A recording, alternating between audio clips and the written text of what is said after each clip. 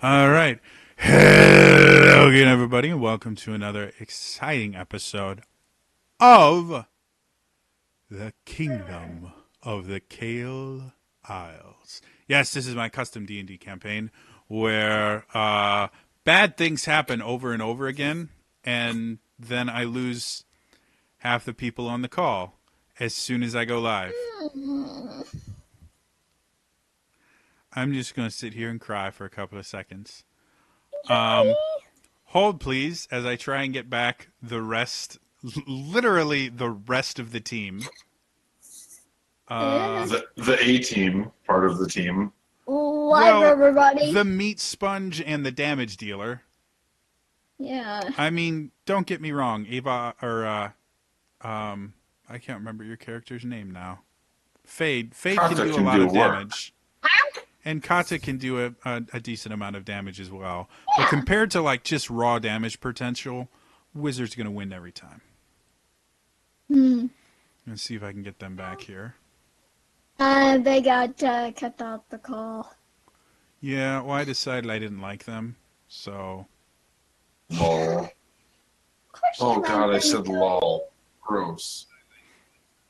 Hi. Hello. Welcome back.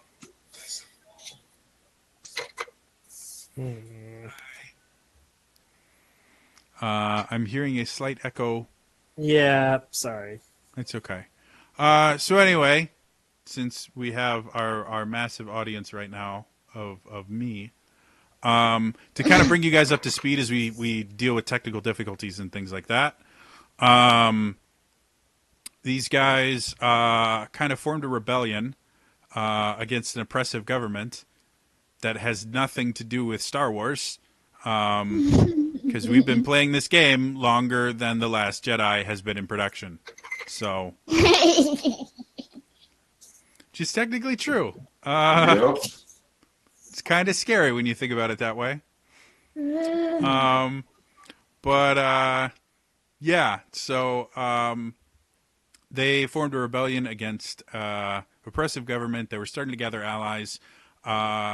The Eladrin came back with some new technology. They created airships and destroyed their little home base. And so these guys went to the final place that has been able to hold out for hundreds of years against the Eladrin advance, which is Draconis, the Empire of the Dragonborn. And after having some interesting interactions with the Dragonborn themselves, they found someone they were not expecting in a million years.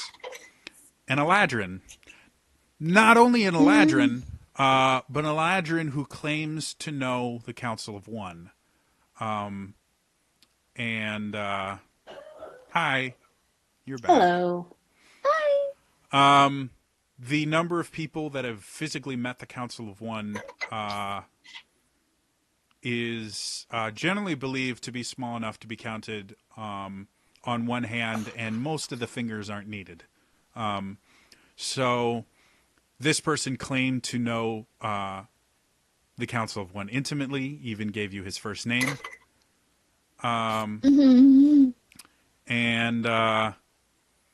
yeah, and then you guys started trying to hatch a plan on what you can do. And this guy kept telling you, yeah, no, you're crazy, you're nuts. There's no possible way you're going to be able to fight off literally the most powerful being on the planet right now. And you're going to have to fight off the entirety of the Eladrin Navy. Like, you guys are nuts. Let's find a hole to hide in until the Eladrin get bored of killing people. And then you guys came up, suggested something else that I can't remember off the top of my head, but he thought it was interesting, and that's where we cut to black. So that's where we're going to pick up. Something about Yes, the teleportation circle. circle in the secret underground cavern where the airships were built. Because you just happen to have somebody that knows that place rather intimately. She keeps popping in and out of chat, but we will get that fixed eventually. Let's see if she comes back now and if she stays. Worst case scenario, if we keep having issues with video, just turn video off and we'll just have you as audio. I have D&D Cat prepared. Always ready with the D&D action. Yes, Kitty go. D&D Cat, who's actually an owlbear. Hmm. I wish I could find the original D&D Cat on my computer somewhere. No answer. No one can ever find the original D&D cat.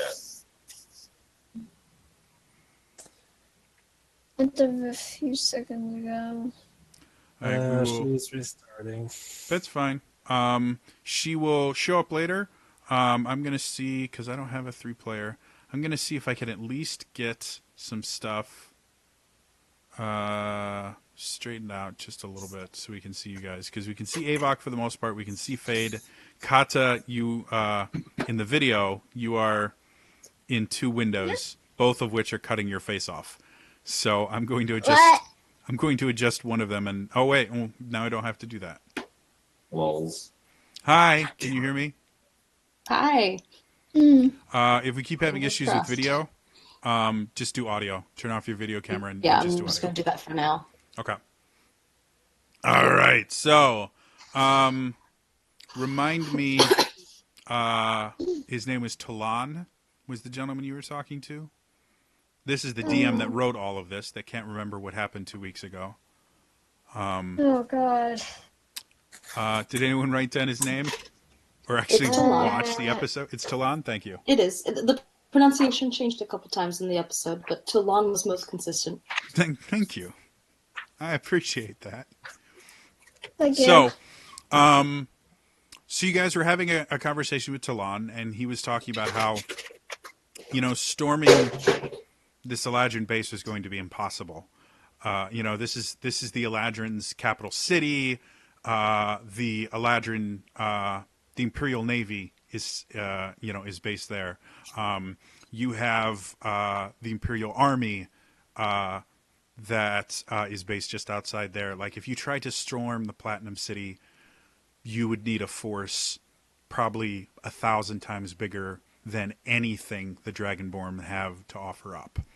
And they're not going to throw their forces away at the Eladrin.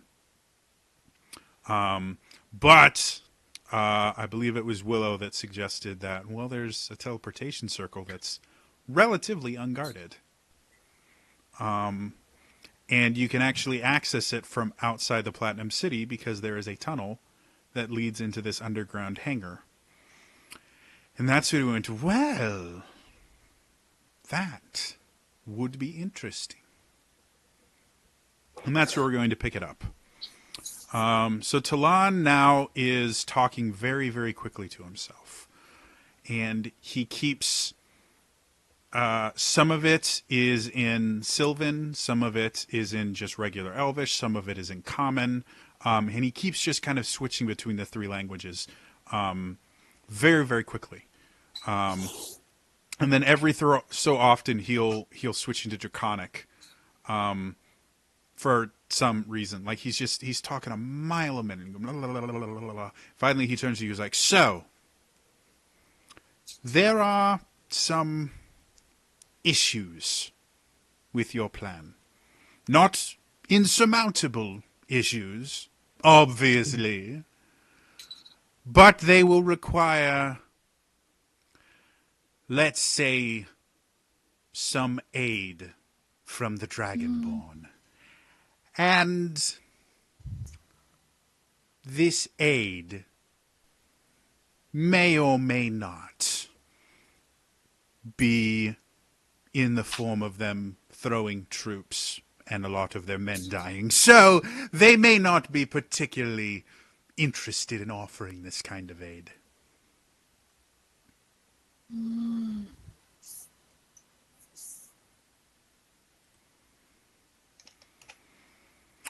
Forgive us for the rather strange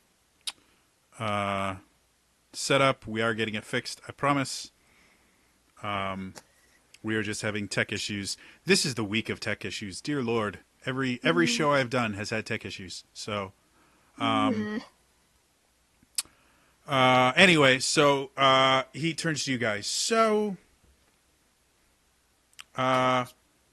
he really wants to talk to Willow, but Willow seems to be kind of like off on her own thinking.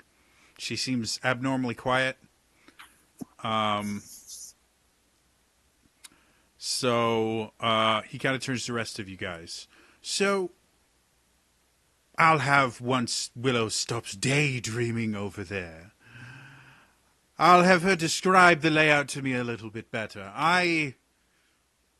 Being very knowledgeable, not only in arcane magics in general, but in the art of modifying. While she's daydreaming, I cut up Poke's hey, crouches down, Poke's Willow. Poke. Hello, time to talk to you. Have you rejoined us, Willow? I must have been lost in thought. I'm Well, sorry. this is how I see it. If we attempt to storm this underground laboratory, let's call it, we are presented with a few problems. One, they will undoubtedly have at least a small garrison there. Not enough that you lot should have any difficulty taking them out, but it's something we should be prepared for. The other issue being, once they realize what it is that we're doing, and unfortunately for you, while I am particularly amazing with magic, I will not be able to mask our presence from them very long. Perhaps mere minutes will pass between us getting there and them knowing that we are there. In order for them to not send the entirety of the Eladrin army down into this lab to destroy us, we will need something to occupy their attention, shall we say. And that's where the issue comes in. You see, I am going to need all of you there to protect me. While I am very skilled in teleportation magic, creation of magic items, and other of the finer forms of arcane manipulation, my ability to duel or battle with arcane energies has never been my strongest ability. So I will need you all there to be able to protect me, and then you all will need to be there in order to confront the Council of One. So you cannot provide the distraction we need, nor do I believe you possess the power or ferocity that would be necessary for the type of distraction I have in mind. So, I guess my question to you is, how many friends do you still have that are living? The Dragonborn, though their army is remarkable, is untested in battle for hundreds of years. And while they are relatively long-lived, spending 100 years or so without actually fighting a battle would make anyone a little bit rusty. And there's also the issue that they really could give little to no care if the Eladrin were to pluck me from their grasp and rip me apart piece by piece. I am here simply because they don't find me offensive. So convincing them to commit their army to providing what would essentially be a distraction where many scores of their own people will die will be a hard sell. So again, I ask you, how many friends do you have who are still alive? I look at the three people in this room. Three. How many we know that trust us? Maybe one. You must have had. I mean, you formed a rebellion. Even I heard about the great rebels and all that they had done. I mean, let's be honest, Olgoth was a bit of a, well, massive failure, but it left an impression, if nothing else. Surely some of your fighters or warriors or a cook could have survived the destruction of your base. Yes? Anyone? Perhaps you made friends in other parts of your travels that could help us out here? Well, if people survived, we don't know where they are at. Wonderful. But you do know them. You have met at least some of them. You know them well enough that you could form a very clear picture of them in your mind. Correct?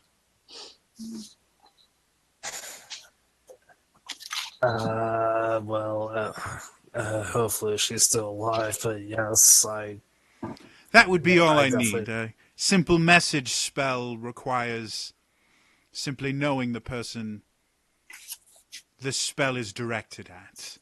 And I, again, am a master of the arcane arts. I have learned a few ways to modify the spell, let's say. I could use your knowledge of one of your friends to attempt to send a message. Set up a form of communication between yourself and a single individual. So, I'd be fascinated to learn oh, how you do darling, that. you simply don't have the time. This took me well over 100 years to perfect. I worried as much. Yes, there are benefits to living for thousands of years. One of the reasons I was less than thrilled when Christopher decided it would be in his best interest to drain everyone else's life to prolong his, but I digress. Anyway, if you would like, we could attempt to contact your friend and see how many people she can bring forward. The more people we can say will ally against the Eladrin, the better chance I have of convincing the Dragonborn to help us. If it's simply going to be the Dragonborn throwing their armies there, they probably would much rather fight their battles here in Draconis. Again, they have protected their borders for hundreds of years. They've grown quite attached to the rocks here.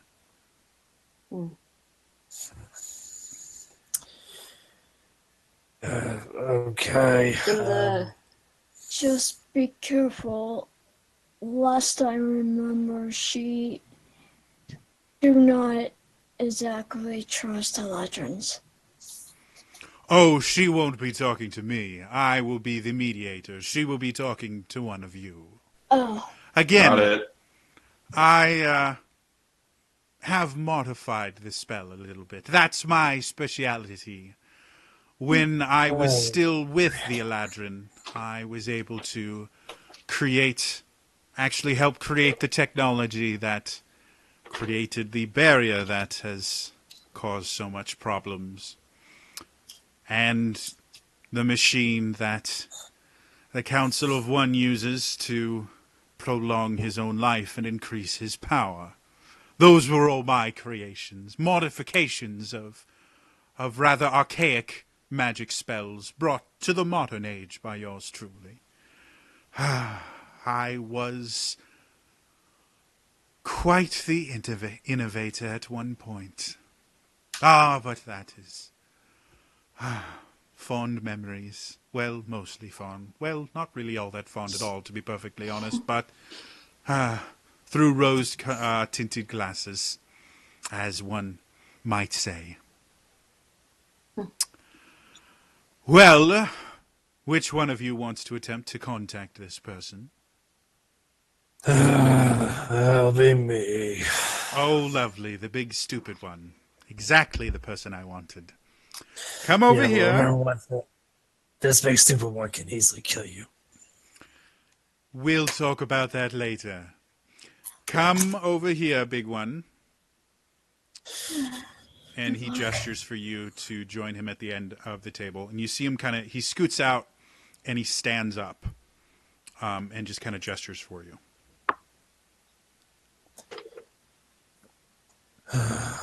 So, what do I have to do? Well, what I'm going to need you to do, and what he does is he takes you, and despite the fact that he's relatively thin, and you can see kind of his frame. He wears these long, flowing gold robes, but you can kind of see his frame underneath it, and he looks somewhat frail and very much thin. Like you would not expect him to have very much strength at all. Definitely an academic type. But as you come over there, he grabs you kind of roughly by the shoulders and just starts moving you and then twisting your head and looking into your eyes and stuff like that. And he apparently is much stronger than he seems. You still would dwarf him in strength in any contest of strength. But the mere fact that he's able to turn you and things like that shows that there's more to this Eladrin than you originally thought.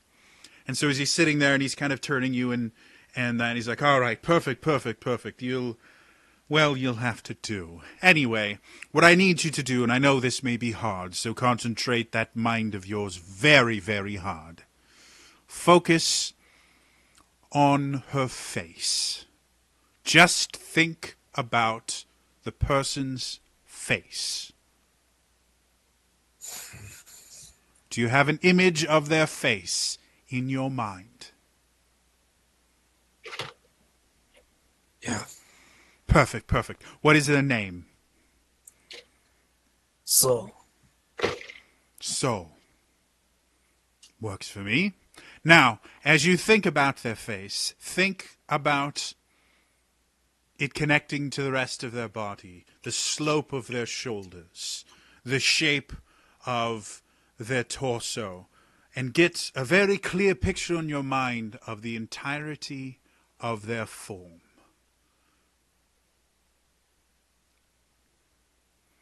Can you see the entirety of their form in your mind? Yeah. All right. And you've kind of had your eyes closed for this. And you suddenly feel something press on the center of your forehead. And you realize it's his thumb relatively quickly. And as that happens, you notice that the image that you're looking at starts to change a little bit. You are envisioning Soligny as you knew her the last time you saw her. She's wearing her garb. She has her bow in her hand. She has a quiver on her back. She's looking majestic. She has that look in her eyes of, seriously, Avok? That she tended to look at you with quite often. And as you're sitting there focusing, you notice that she starts to change. You see a scar appear on her face that looks to be partially healed. You see the armor that she normally keeps relatively pristine and takes very good care of, having large portions of it torn away, where the chain and the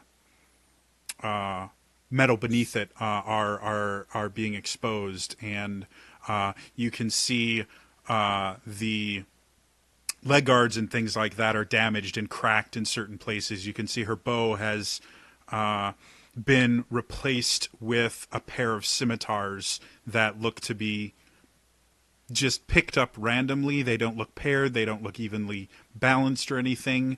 And you can see her hair itself is matted in places, and she looks very, very rough. You've never actually seen her look like this before, and it's very bizarre in your own mind to see an image, to remember an image that you've never seen before.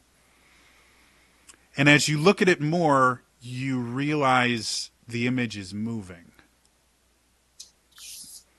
You see the image, the lips start moving as if she's talking to someone. And then you see the image crouch down and draw both weapons. And then you see the image leap up and jump what looks like jumping directly towards you. And you can almost feel the cold metal of a blade pressed against your neck. And you finally hear the words, "Who are you? And what are you doing here?" And suddenly you are in kind of an amorphous area. You can see around you, you think you're in somewhere with vegetation, but everything other than her is blurry and out of focus. The only thing you can actually see is her. And you can feel cold steel against your neck. And as she sits there, she kind of blinks for a little bit and she goes, "Avok?" And then you feel more cold steel press against the side of your neck as she now has both scimitars crossed. She goes, "Who are you? And what have you done with Avok?" Let us see you're alive, too. And she's taken aback a little bit. "Avok, is that really you?" Yeah, weird magic shit. I just go with it. You feel the blades start to pressing closer to your neck. "Where did we first meet?" Oh my god, really gonna ask me this? Okay, fine. You found me half dead.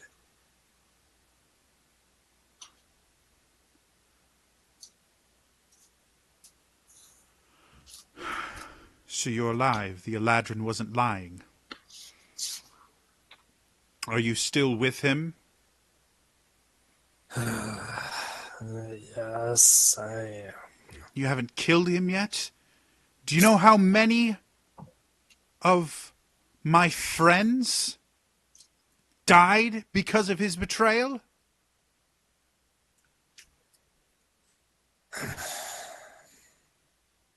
Sorry.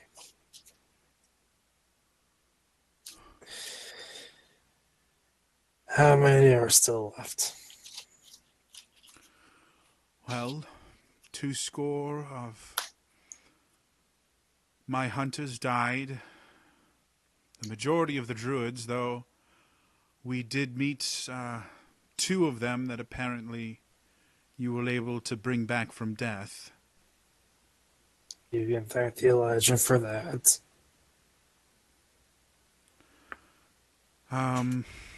I have maybe 50 warriors total at my command. Combination of my trackers, my hunters, and a few of the defenders. They're currently scattered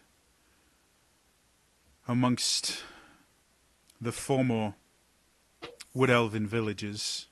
We found that the ones that have been ransacked and burnt to nothing don't tend to be searched a second time, so in small numbers we can hide there.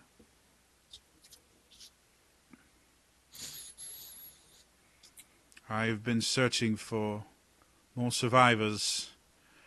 I have not seen the captain since he left with the few civilians he was able to fit onto his ship. I have no idea if he was able to make it out alive or not.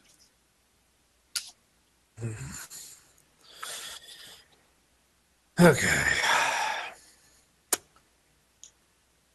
Well, it's better than nothing. Anywho, Where are so you? You're certainly not here. I mean, I see you, I can hear you, but you are not here. again, weird magic shit, something I don't understand clearly, but I'm, how can I put this? I'm in Draconis. Well, we're in Avok, Draconis. this is not the time for jokes. So, you know I don't do well with jokes. Yes, but Draconis has been cut off for centuries from everyone. I I have been to the Great Dragon Gate. I pleaded with them to allow Wood Elven refugees in to prevent them from being enslaved. I was met with fire. And you're telling me you just waltzed in. In a manner of speaking, yeah, we kind of did. Well, it's nice to know your ego has not suffered.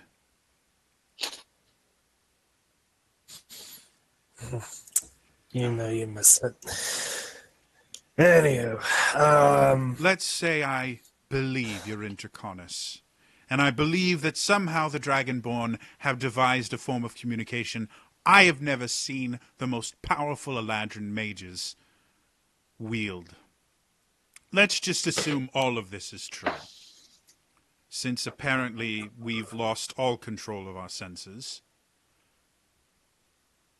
Why are you contacting me now? What point is there? We are beaten, we are broken. There's nothing we can do against them, not with these new flying ships.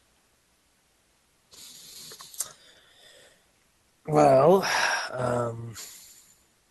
luckily we've come across some interesting individuals that may be able to solve that problem, in a manner of speaking. And we need your help. Exactly what am I supposed to do? Well, why don't you gather everyone and head straight for Draconis? I guarantee you, you'll have a much And better as you're welcome than saying you. that, you notice a third individual appears. And Soligny, to her credit, moves so quickly that you actually have a hard time following the blades. And you watch two very quick slashes, one that goes straight across the head, the other one that goes straight across the stomach, that would eviscerate and decapitate a being if he were there. And as they pass through him completely, Tolan sits and goes, "Well, it was certainly refreshing. It's nice to meet you as well. I am Tolan, and I'm the one that's going to be fixing this lovely mess that you all have gotten this world into. Who is this?" Remember when I said weird magic shit? He's the reason. So you're now working for the Eladrin. You have betrayed us all. What could they possibly have offered you? A chance to kill the Council of One. And that's when she kind of steps back. The Eladrin want to kill their own leader. Well, this guy and Fade. Pretty much that's it. I'm confused. Where? You're in Draconis, Yep. but you've met an Eladrin in Draconis who has magic I've never heard of, Yep. who wants to kill the Council of One. Yeah, apparently the Council of One's name is Christopher. Ain't that just fucking hilarious? Avok, I want you to think very, very hard. The last time you ate or drank something, did it taste different? Not that I Like can. off in some way? Even if it did, my body couldn't easily handle that shit. Come on. Well, I was assuming this was some sort of a hallucination. Maybe I'm the one that's eaten something strange. Those mushrooms were unique. Oh no, it's simply nothing like that, darling. What it is I'm not particularly fond of the Eladrin government in general. They aren't particularly fond of me, so a few hundred years ago I decided to leave, and the Dragonborn were kind enough to allow me to stay with them if I provided them with some knowledge. Unfortunately, with this new development, my knowledge is simply not going to be worth very much. I mean, how much is knowledge worth to a society that's been burned to a crisp by fireballs hurled from flying ships? Let's be serious here. So, they came up with this bold idea on how we might be able to attack the Council of One. But here's the kicker now, and I'm certain you're going to love this. We know how to get to him. However, it will take some time.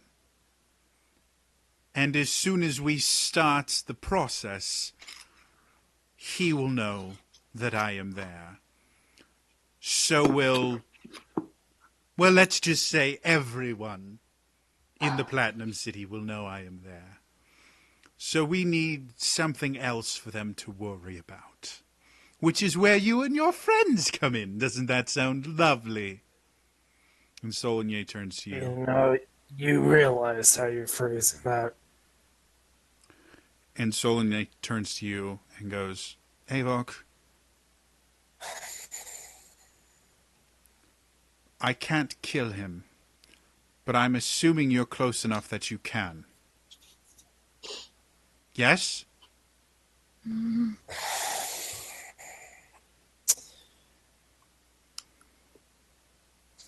Yeah, but I'm not going to yet. He hasn't given me a good reason to do it.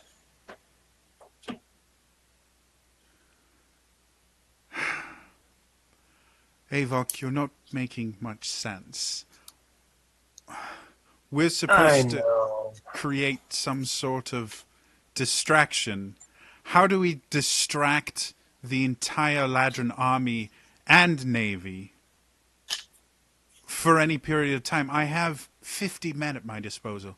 Well, 50 men is not much, but when you combine that with, well, hopefully some of the Dragonborn army, and then you mentioned this captain, if he has a ship, that would be something. You don't have to inflict significant damage, you simply have to get their attention. And there are many ways to make a small force look like a very large force if you are clever enough. And I happen to be very, very clever. And Solnier turns to you again. Seriously, no chance of you killing him.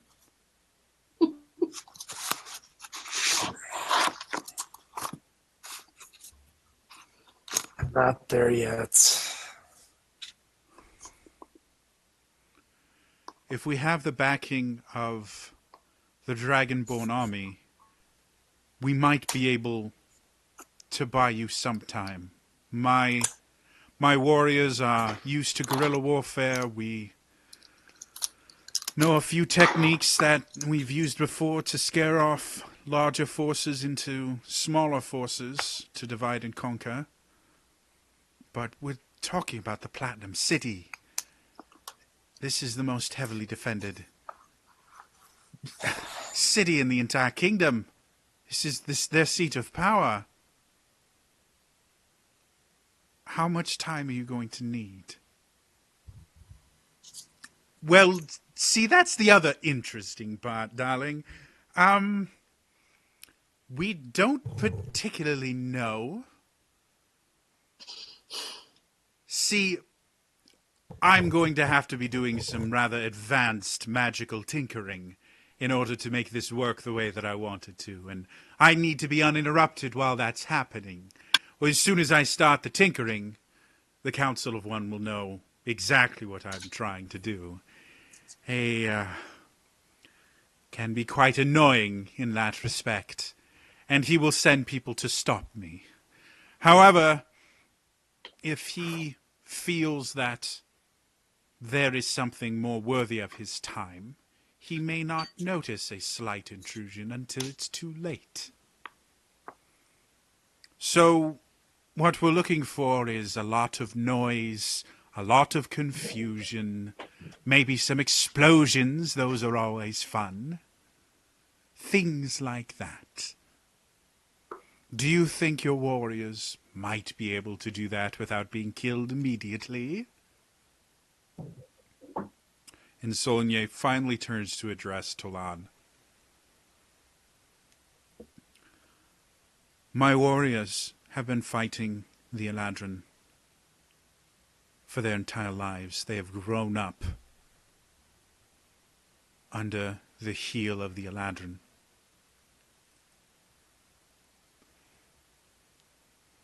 If it means taking them out of power, regaining our freedom, then we can do whatever is necessary. However, again, I have 50 men. Barely. And we're talking about the most fortified city in the kingdom. We need a better battle plan than make lots of explosions. Oh, we will have a much more elaborate battle plan. I simply need to know how many people I'm going to be working with before I can give you specifics. If you would be so kind, and you see him kind of wave his hands, and this image appears of kind of like a three-dimensional map of the kingdom of the Kael Isles. He goes, we will meet outside of Ral and Theas. Here, and he indicates a position on the map. It's far enough away that they won't really be looking too closely, but it's close enough that they will assume that they have destroyed all resistance. I assume you can get to that location safely without them noticing you. And Solnier turns and, of course I can.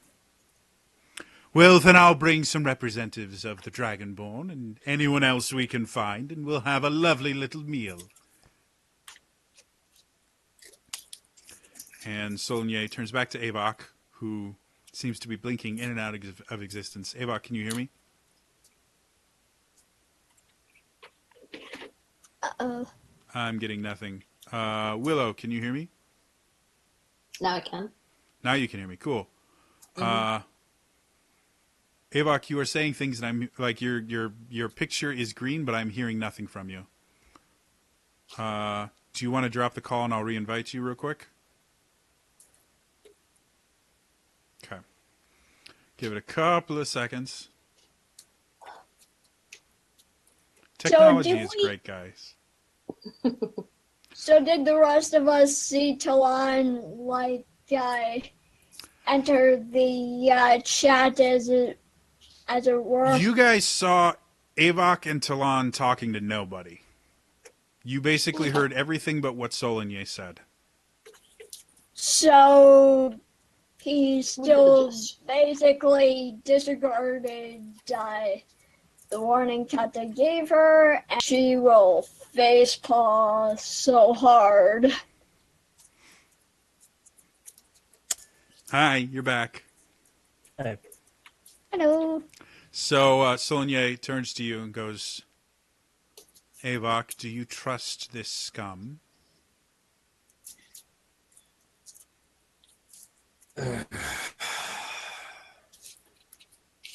Honestly, not really, but this is what we have. This is the best chance we have. Fine. When do we need to be there? Let's say 4 days. That should be more than enough time for me to get the Dragonborn and any other allies we decide to bring. Our travel will have no difficulty getting there, seeing as we will be using my magics. Will you be able to get there within 4 days' time? I will be there, Eladrin. And understand, if this turns out to be a setup, I will spend the rest of my days making sure that your death lasts a very, very long time. And you are awake for the entirety of it. And suddenly the connection is broken, and you feel his thumb get removed from your forehead, and he looks at you and goes, "Well, it seems your girlfriend is not the nicest person I've ever met. Still, I'm sure she's lovely at dinner parties. Well, we have some allies, not nearly enough. There was a captain she mentioned. Who is Fade, this?" you want to take over on this? Fade is actually a different shade of blue right now.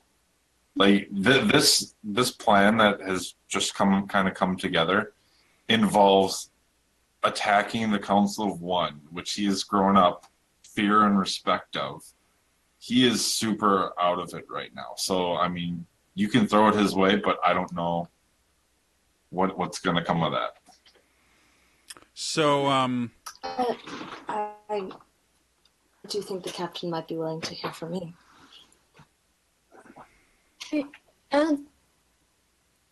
Speaking on character, you ever got a good look at him? you Did did, you? Kata. Captain that took us here? I mean Willow. Yeah, Willow, you, I don't think you ever met the captain, to be perfectly honest. Oh, I thought we meant the captain that brought us to Draconis, the one that kept. No. The captain Okay, never mind then. they're referring to as a dwarf. Okay. Then I don't know. However, that is another ally that you could bring up. I mean, it would take a lot of convincing. Well, that'll be on you, because I am not. I don't know that there's any way to convince him, but Well, we don't we'll see. have the gold. But first, let's not. You could offer alcohol. That's true. Okay, so Avok sees food like. Tolan seems to recognize something in Fate as well. And he goes, "You know what? I just realized we never had dessert. How does this sound? You." And he just points to a random human. He goes, "Why don't you take these three out to the kitchen, have them try some ice cream. It's the most amazing thing. They have a room, they cast a cold spell in it, it keeps things cold, and then they freeze milk and flavor it with various fruits or other flavors. It's delightful. I'm surprised the Eladrin never tried it. Why don't you three go off and have some of that, and Fade and I will join you in just a moment, all right?"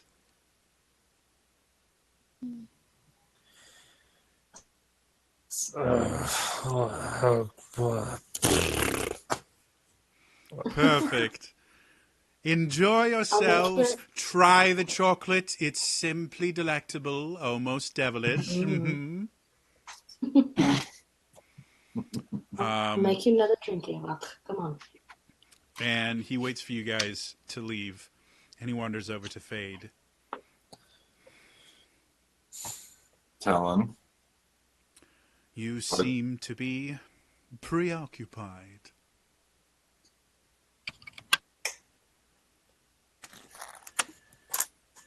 Does that really surprise you? Not in the least. The council one's name is Christopher, and you think you can kill him? I don't Supposed to be think living I a can kill long him. time. I actually have a hard time believing you can kill him. However, I think you have a better chance of killing him than anyone in the world right now. And I currently believe that she believes you can kill him, and he points to the symbol of the Dark Lady that's emblazoned on your gauntlet. And I look down as he does that, and It has been a very, very long time since I have seen a chosen. I thought we had killed them all off when we invaded. you did. And by doing that, we destroyed their weapons, which should have stopped the line of succession of chosen. I don't know how much you know about the elemental wars, the original war of the chosen, or the horrible things that have been done by them.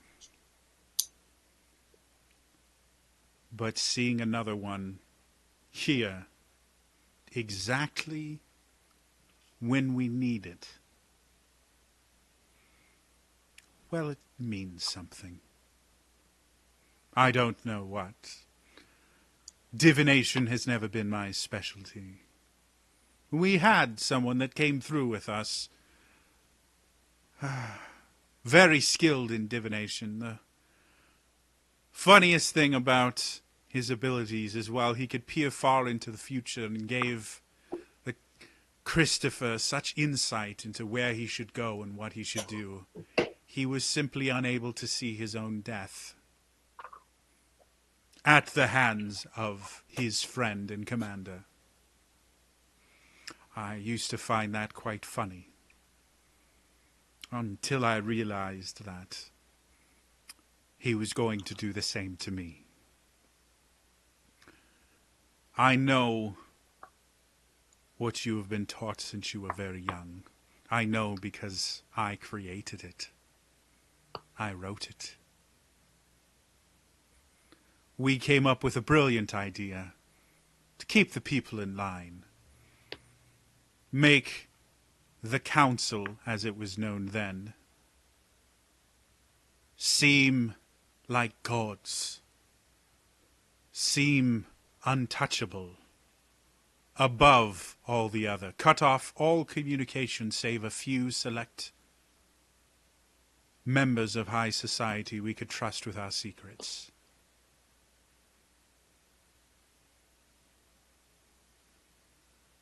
It worked very well. We destroyed history. We manipulated people into thinking we were far more than we actually were.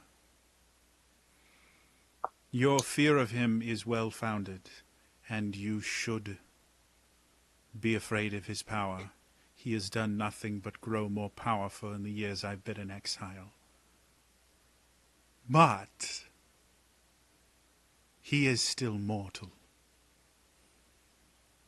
But the resources that he has, I mean, he threw Are very lizards that were taller than any building I've seen for sport. well, some of that is true, and some of that is, well, let's call it entertainment.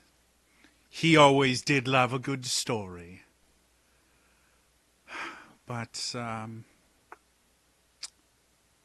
his powers are finite. This I can tell you for certain. And his powers are not his own. His powers are dependent on a machine, on an item I created that I know very, very well, and that he could not understand if he had spent the entirety of my exile doing nothing but studying it. A brilliant tactician he is. But as far as actual knowledge, he couldn't think his way out of a paper bag. You are smarter than him. I can see it in your eyes. I wish I could join you in the battle against him, but I would be much more of a hindrance than a help. I can simply get you to him. And I can tell you the basics of what to do to limit the amount of power he has. He will still be very powerful. But you have the blessing of a god on your side. And that means something.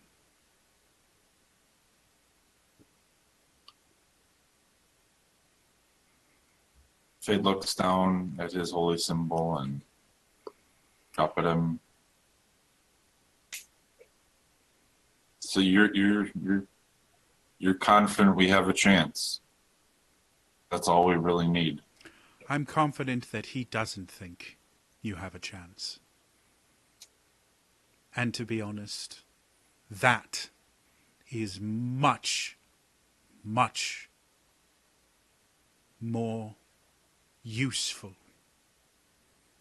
than my belief in your abilities will ever be.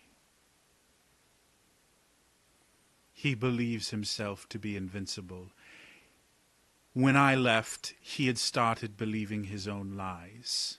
By now, he probably does think himself a god.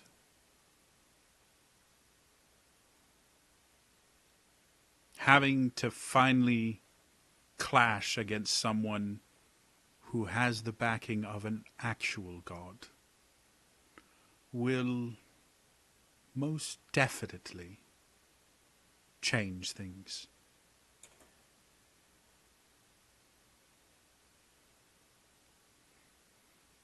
And if he doesn't think you are a threat, he will not treat you as such. And that is where you can win. That is how you can defeat him. Not through brute force, not through your large, dim-witted friend with the axe, but by allowing him to think you are nothing more than a nuisance. Do you understand? I won't pretend to understand everything, but I see a path that I can follow. And that dim-witted friend can sure swing an axe. I Him have and my no friends by my doubt that side.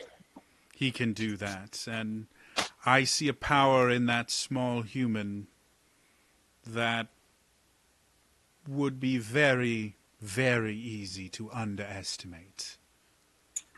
And that's exactly She is what he's going to do.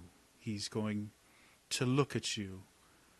Two humans, one with no magical power at all, the other so scrawny that she barely looks to be a threat at all. A cleric who has been indoctrinated to serve him and the Eladrin without a single thought of self-preservation. And a gnome. A creature we keep around simply because they are useful and hope they don't annoy us too much for us to want to kill them. He will see you as a joke. and it will be his downfall. If and only if I can get you to him. Tell me what you need. You need me to talk to the captain. Okay. Let's try it. All right. There's nothing else we can do. Well, you should have observed what happened before. I need you to get a very strong mental image of the captain in your head. Fade thinks back to when he had Scar just patting the captain on the back. Okay. The captain being pissed at him, and he's just thinking in that face. All right. And then, again, he closes your eyes as you do this, and you feel a thumb press against your forehead. And as you start to look at the captain, you notice parts of he has a very full beard, very well-groomed beard. You see parts of his beard start to disappear as if they've been burned, and it looks much more ragged. You see a scar above his eye going through his eye, and you can see his left eye is now milky white. You see his shoulder hanging at an awkward angle, looking somewhere between a dislocation and a break. And you see him limping rather heavily as he addresses people that you can't see. And then you see him spin and turn and hurl, and you see an axe come flying at you. And you feel a sharp pain as the axe itself feels like it pierces through your skull. And then the pain is gone instantly, but you feel something pass through you. And you see the captain very, very clearly. Everything else around you is completely out of focus, but Brown's, you think you're probably inside his ship. And you see him looking there, holding this, and then staring. He's like, "Wait a minute. Fade, is that you?" Yes, Captain, please. "Aye, shut it, you. Can't you see him? What in the bloody hell do you mean that? He's standing right there. I just split his brain in half with an axe. Fate, what in the hell is going on here?" There's a lot that's going on here, and I'm going to give you the simplest version I can. My first Captain, mate says I'm going crazy. You're Says not. you're not there. You're not. It's magic. You know that's what I do. And I have help. That's how I'm able to do this right now. Please just listen. Aye. What have you got to say? The attack on the island was not my doing. Even if it was unintentional. We just got there. They followed us somehow. Important part is no one betrayed the cause.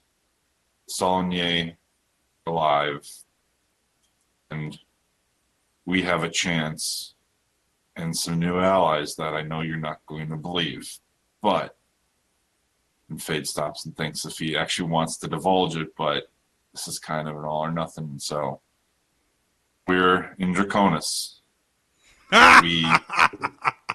Captain, please, just Now I listen. know that I must have drank really heavily last night. You're with the Dragonborn. Aye, the Dragonborn Not who's just the not opened Dragonborn. the Great Dragon Gate in over 100 years. Not only them, but I'm also with another Eladrin who is here, who has met and knows the Council of One. That's what you need to understand, Captain. And as you say that, you suddenly can see a third person and go, "Did I hear my name? Or rather my description? It's remarkable how few people use my actual name. It's getting slightly insulting." And then you see another axe just fly through his head. "What is it about meeting your friends and them trying to kill me. I'm starting to think Captain. they don't like me much. And the captain turns to you. This is Talon. All right, now you're going to have to explain why I'm seeing two people that don't actually exist. Because I threw an axe at you, thinking you were someone else. It hurt. Thank you for that. Sorry about that. However, we've been running from your bloody countrymen since that damn attack. So you'll have to forgive me for not trusting an Eladrin that magically appears in my chambers. And then another one I've never met before shows up in sparkling gold robes, talking like a bloody nitwit. I Captain, think this my is Talon. speech is perfectly fine. Talon, you do look good, but this is the captain. It's Talon. Thank you very much. It is lovely to meet you. Captain, do you have a name? Aye, it's Captain. What in the hell are you doing on my ship?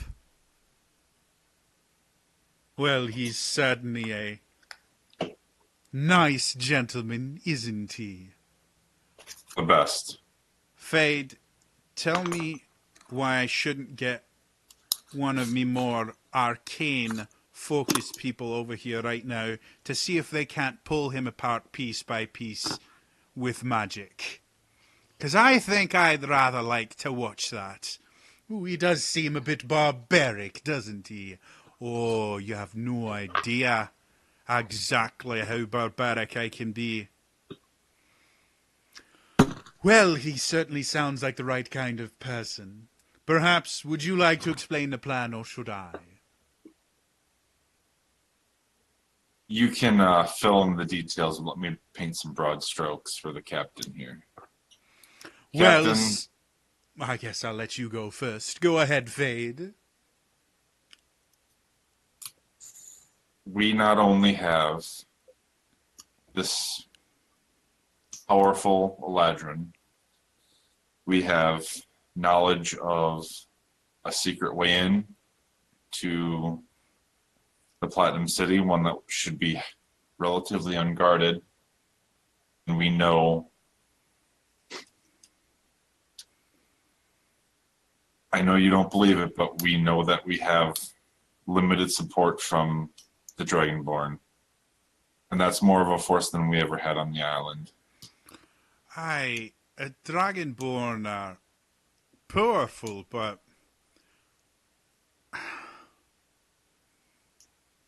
so what in the hell do you expect me to do? I've got a ship. They've got a bloody armada. That is just more material. You saw they can be destroyed. You have one of the fastest ships I've ever seen. We're not trying to punch our way through a door. We're trying to sneak in and cut the head off the snake. And to do that, there needs to be distractions. And I know you can do much more than that. But I think instead of running from the Eladrin, maybe it's time to run towards them, even just for a minute. Show the strength that I know you have, that we all have. Help us get in. Let us try. All we've ever had is hope. You realize what you're describing? In any other circumstance, would be considered suicide. But what's left?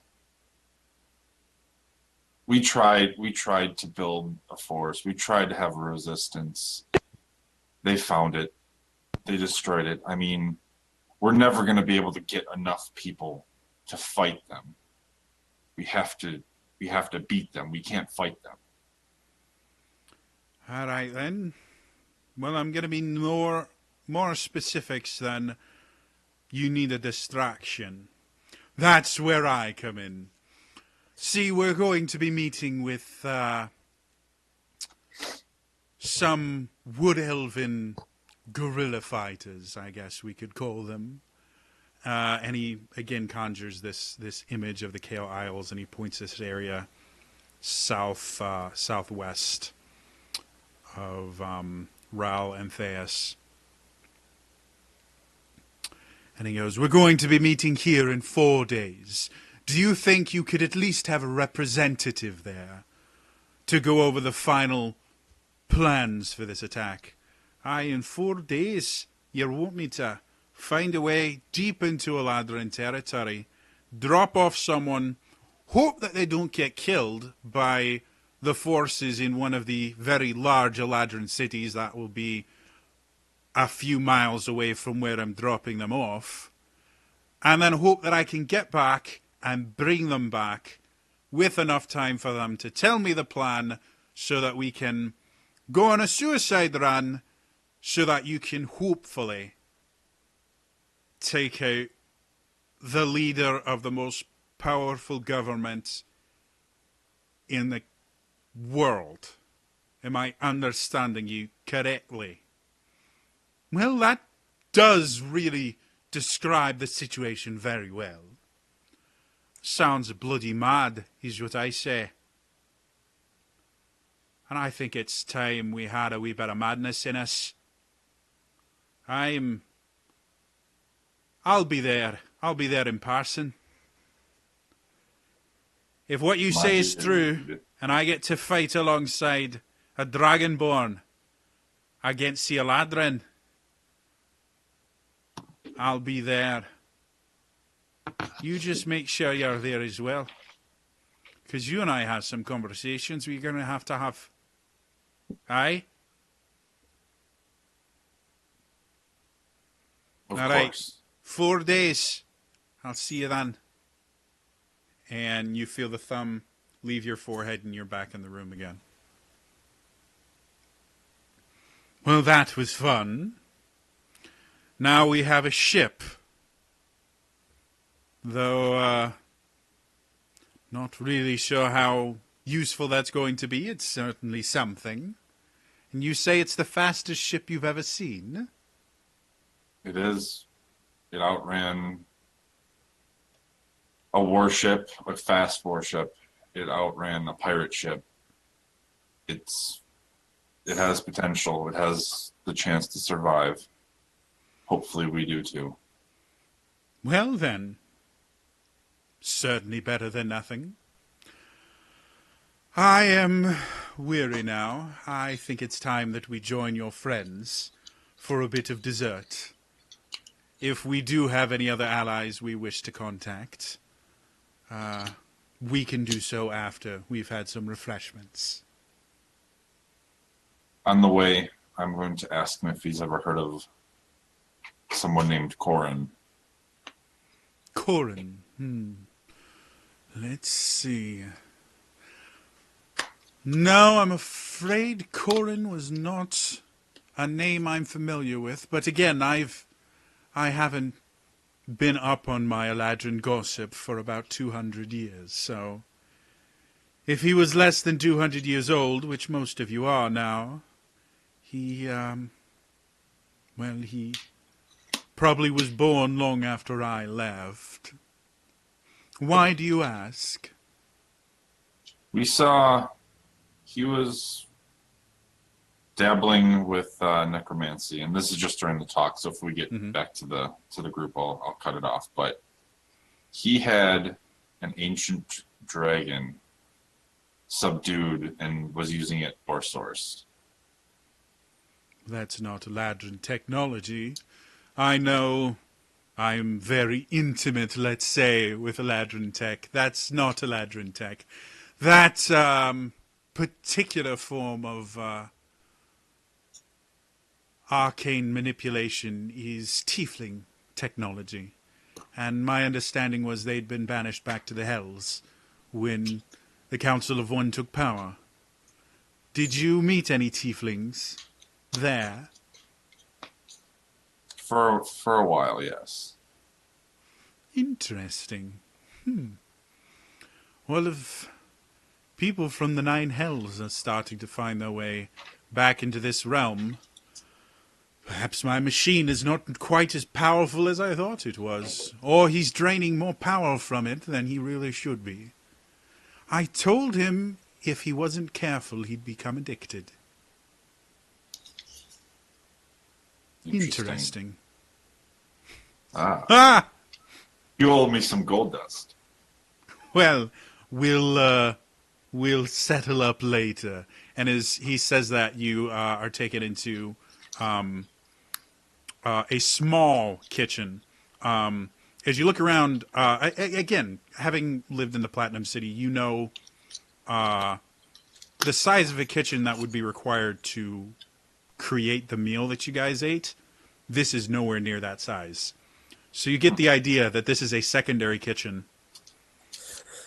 The snack shack. Yeah, you know, this guy apparently, again, you have no idea how large his estate is because you really haven't had a whole lot of time to explore.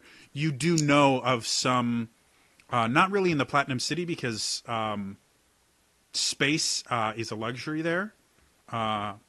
Because, again, especially in the upper city where it's floating, creating any more land area requires a significant amount of work, so it's generally not done. And even in the lower city, it hasn't really grown in hundreds of years. But you've heard in other settlements of people with very large mansions where they'd have like a main kitchen and then they'd have like, you know, a secondary kitchen for snacks or maybe for the serving staff or something. As you come in, you notice that the temperature itself in the room is a little bit cooler than it was outside the room. Not enough that you're cold or anything like that. And you see a door wide open at the other side. And on the other side of the door, you can see kind of a cold mist. And you can see frost lining the walls and things like that. And you see Avok, Kata, Willow, and Elaine.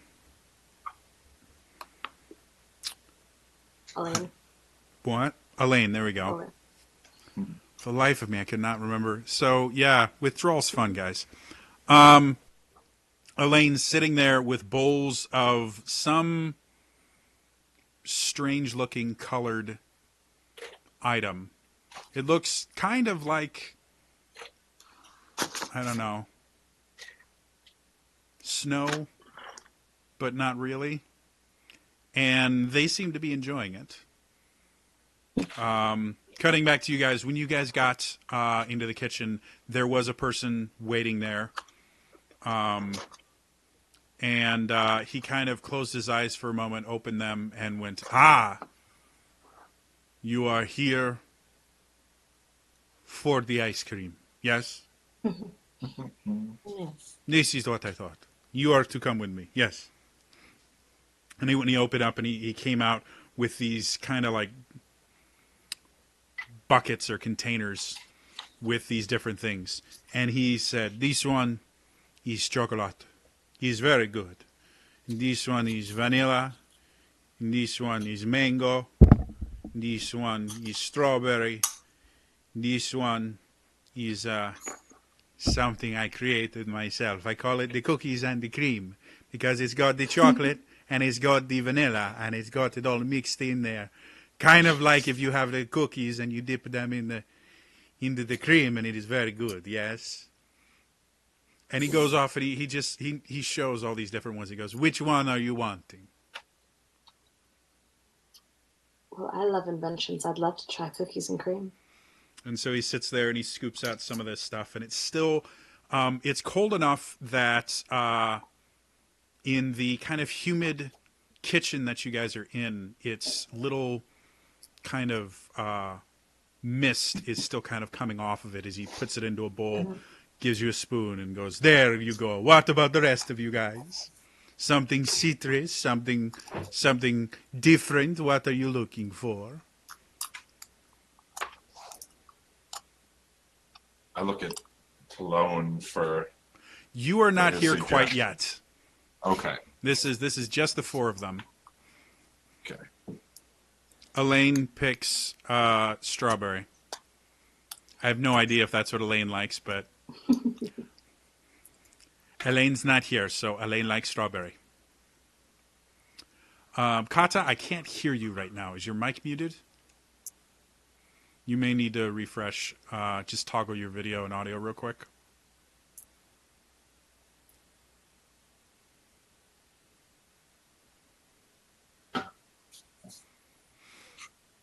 While we wait for that, Avak, what do you want?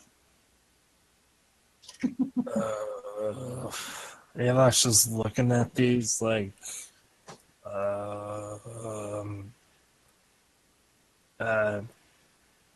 I'll, I'll have what she's having. Okay. So it makes you a bowl of it. Kata, still not hearing you.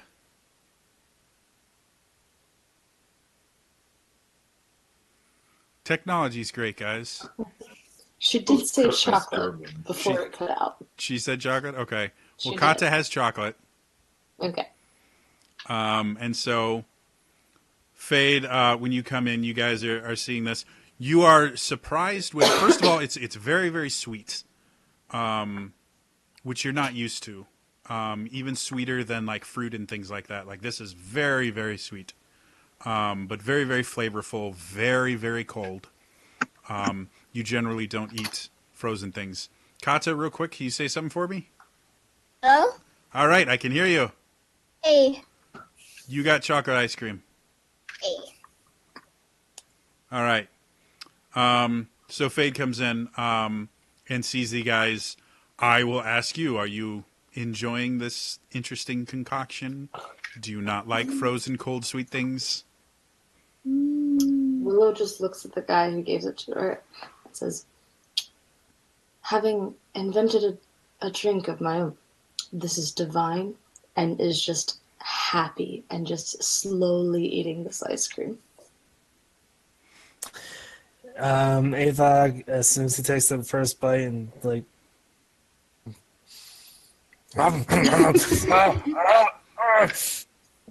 Oh, okay. I should have warned you of that. If you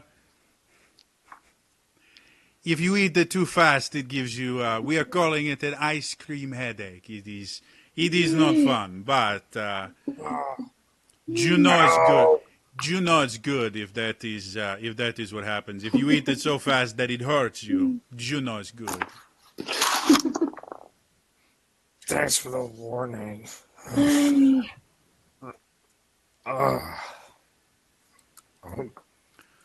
And for you, Mr. Eladrin, Mr. Pouty Face Eladrin, this will make you no more pouty face.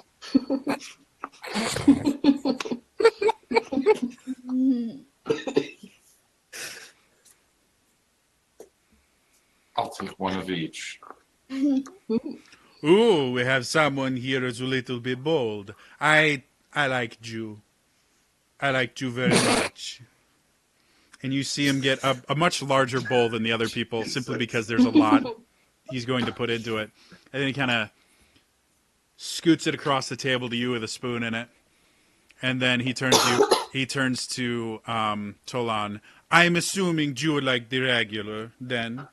Oh, of course, that's exactly what I want. You know me too well, Manuel. Of course, that is what you keep me here for. And he serves up just a single scoop of chocolate ice cream, pushes it towards him. Oh, the chocolate is simply delectable. And yeah, you guys get to enjoy a little bit of ice cream. Avok, the headache. You learn very quickly if you rub your tongue on the top of the roof of your mouth, the headache goes away faster. Like, so I get magic food and everything, but like, have I ever seen frozen food before? Not really. I'm gonna try to put some of this in my pockets for later. You do know. I mean, you understand the basics of like cold. Like you know spells like Code of Cold and Sleet Storm Sure. and stuff like that. So you understand ice and you know this is. It's very clear to you. Again, you have a very analytical mind. It's very clear to you. This is frozen milk, basically, with flavoring.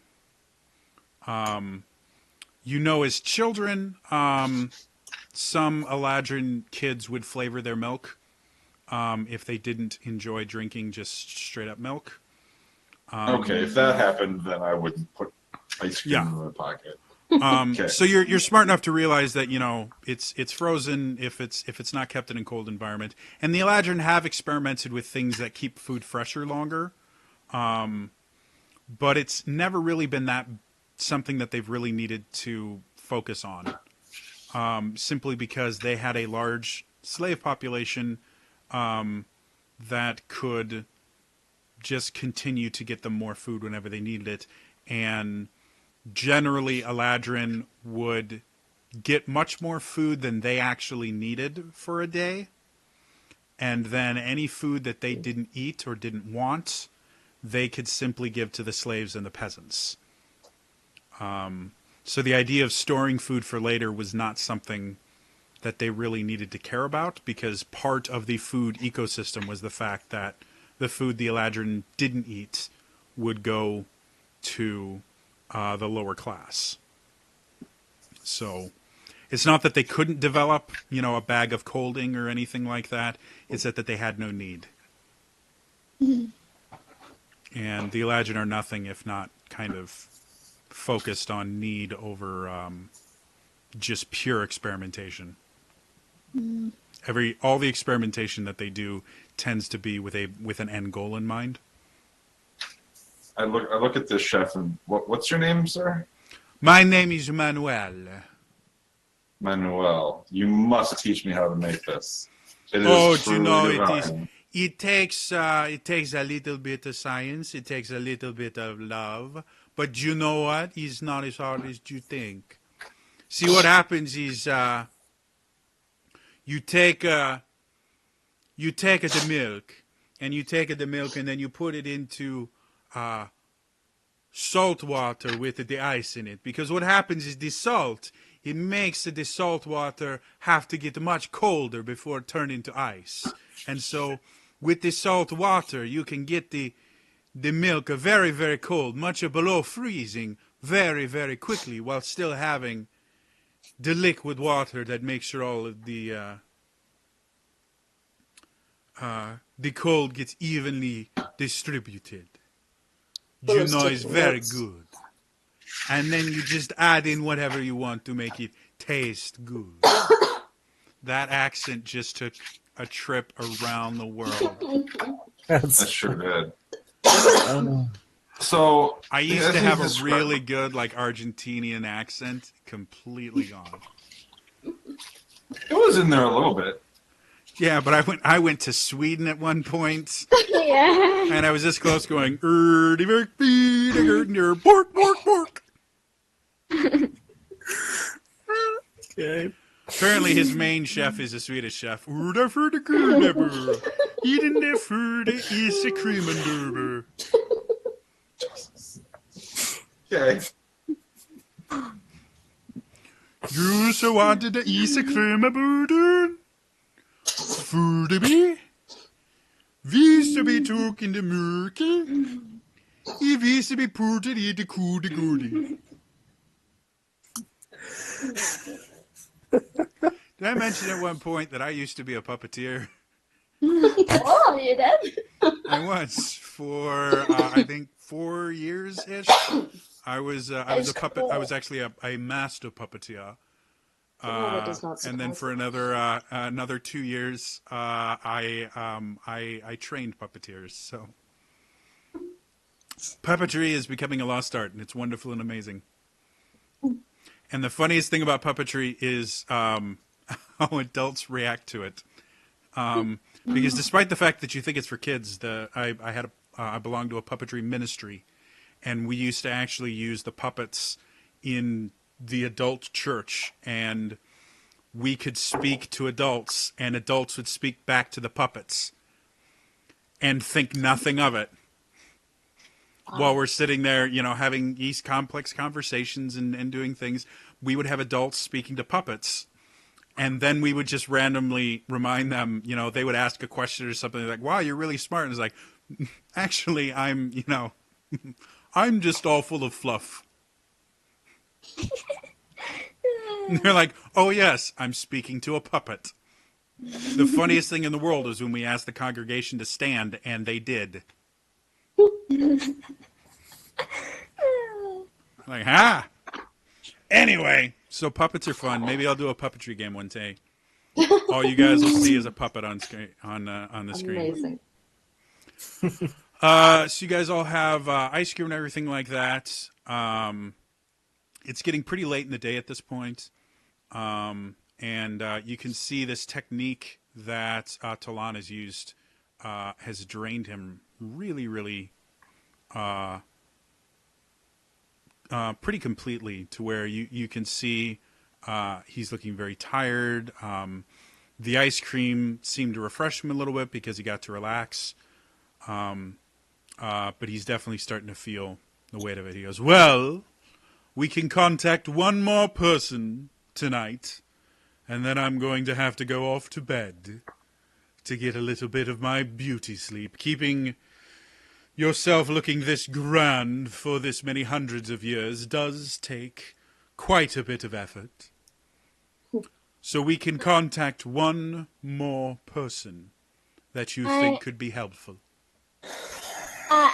Out of character, did the serrated death go with the druids, or did he take off on his own? Serrated death with the druids.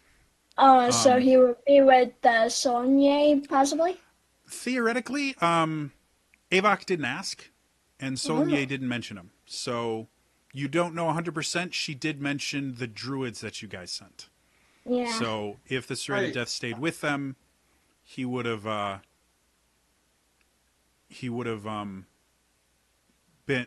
with Solnier.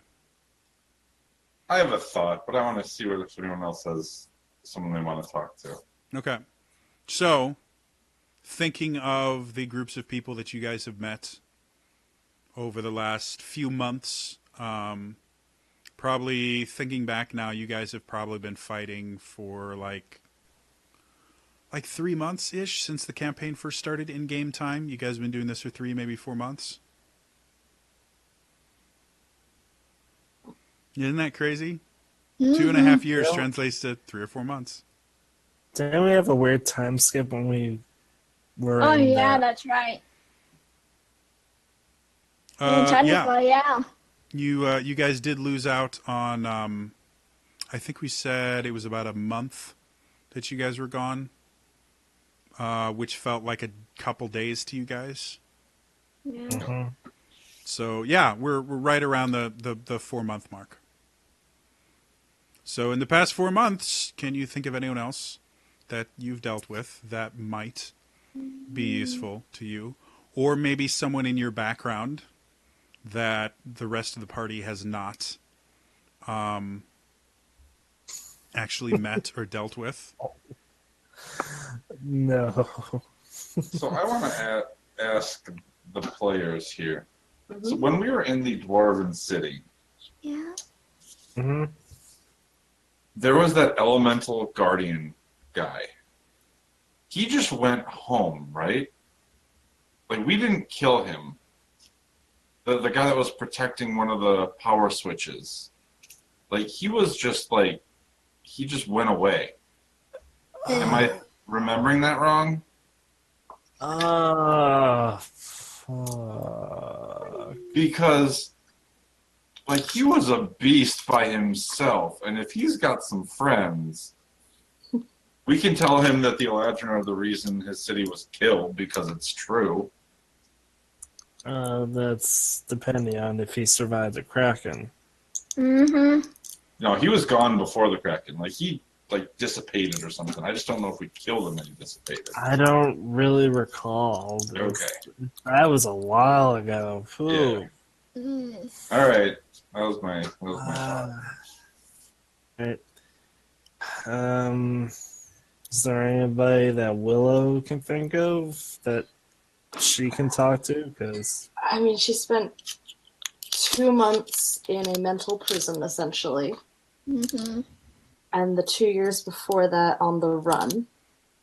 So, unless there's someone I met while on the run, anyone I knew before that who wasn't a Ladrin has probably been killed at this point, based on the recent purging, and they're not fighters anyway. Okay. What about there was a cleric in Scar's group that got away. I killed one of the runners, but there was a cleric that got away. Mm-hmm. So there You is guys, essentially a fighting force within the Platinum City right now. Or Ordnia, I mean. If that guys, poisonous flower didn't explode by now. you guys were told that Olgoth was raised to deal with the gladiator uprising. So theoretically, some gladiators might have escaped from that. But again, in order for this communication to work, you have to get a very clear mental picture of the person that you're talking to. So, who hates the fucking Eladrin? The super silk spiders. We went to an island that had good ones that we made friends with, and they gifted us shit. Ooh. They hate Eladrin because Eladrin experimented on them and they ran away. I don't know if they'd want to come back, but if they could kill them all, What shit. if we explained that their spider silk is being used as a Eladrin weapon? Mm-hmm. We have a fucking envoy there that became a friend with theirs. Stayed with them, so I mean, Ooh, wow. I think what Willow just said is like kind of a big deal. Like their stuff is being used. well, theoretically, it wasn't theirs. You guys do remember when you were on Corin's Island? There was a rather epic scene of you guys torching a tower that was inhabited by spiders that were creating. So you're thinking I didn't that see any of that. I didn't see any of that. I was unconscious, being carried. Yeah, but well, you climbed up the tower before you became unconscious. Of course, the choice to cloak yourself in the highly flammable spider silk sail, maybe not the greatest idea, but you know, whatever. I gave him a lunch sack. It's fine. But yeah, so you think that that's probably where they got this silk from. Willow, you would know that the supply of silk had been cut off.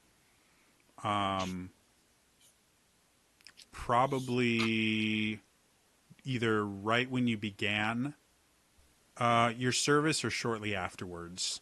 Word would have gotten to you guys that you would be getting no more shipments of silk. So you guys had to make do with the little amount that you had. So any experimentation you guys did with sails and stuff like that was very, very careful, because if you destroyed any of the silk, there was no way to replace it. Okay. So, yeah, there's that. You also have the pirate and his apparent network of black market trading called the Black Sail. Well, I think that he's kind of going to be the wild card with his null magic zone thing that I really want to steal from him, like really, really bad. I guess, yeah, I was going to talk to everybody about that, but let's do him. Who wants to talk to him? Willow, he was your buddy. Well, it's up to you guys. You can talk to the spiders themselves, or you can talk to the issue is timing. Talon has basically told you whoever we can contact today is who we're going to have, because it's going to take time to get to the center of the capital of Draconis, simply because they have issues with Talon just teleporting wherever he wants. So you guys are going to have to physically travel there. And while traveling, he's not going to be able to do this right. Like it takes not only a large amount of preparation, but his house has been treated specifically to enhance his magical powers. So once he leaves his house, he's not going to be able to do it again. So whatever you guys think is going to be the most useful. Hey, Kata, do you have any animal friends back where you and Mama grew up that you might be friends with? A pack of dire wolves or something even, that can swim? even if Mama still alive, she still had to swim and. Somebody roll a die and pick one. That's what needs to happen. What'll be most useful? To be All perfectly magic honest, zone. I agree with Fade. We have to contact the pirates. Willow, you're talking to them because I'm not. No, that's okay. I think you'd probably not attack me on sight, so. Yeah, the Not rest sure of you about the had rest of you. pretty bad issues with that. But how do we persuade him?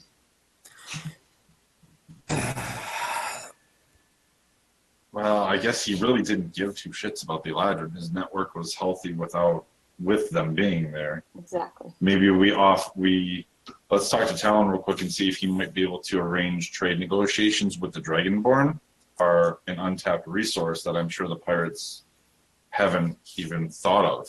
That's true. And they're all about new sources because they jumped when we mentioned the Electrum husks. True. So maybe they're just greedy. Trade agreement. Talon, is that something that might be possible? So Talon kind of looks at you. Well,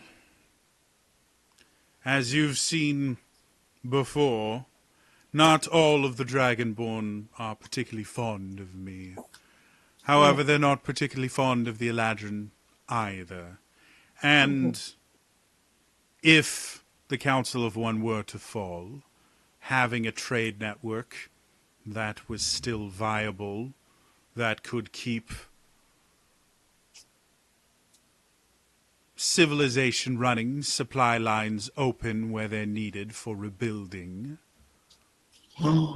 I could see the Dragonborn being open to that kind of idea. Depends on what kind of man this pirate is. I have one more question before Will makes that choice. I have one more answer. Let's see if they match. Jody, when I had my vision Yes. during the forging, Mhm. there was another chosen of the guiding bolt. I wrote it down. But during that fight, there was another chosen. Mm-hmm. Can I remember that face? Can I try to use my own sending spell to try to contact that person? If that person exists, the guiding beacon had a chosen that I was fighting. Yes. When you were having that vision, people didn't really have faces, as strange as that sounds. Okay. Like they did, but they didn't at the same time. It was a really weird experience for you. Okay. And when you think back, you cannot remember any specific features of a face. You know they had faces, but for the life of you, you can't think of a specific feature. It's almost as if they didn't have faces. And that's really weird. But a lot of what's happened with you and the Dark Lady has been weird, so. No doubt. Okay, I'm out of ideas. Good idea, though. Yeah. You can take a point of inspiration for that. Okay. Thanks. Well, I like the fact that I spent a lot of time writing that scene. For sure. Dude, I have everything. I enjoy step of that battle. I enjoy the fact that somebody actually remembered it. That's awesome. If there anyone in your army that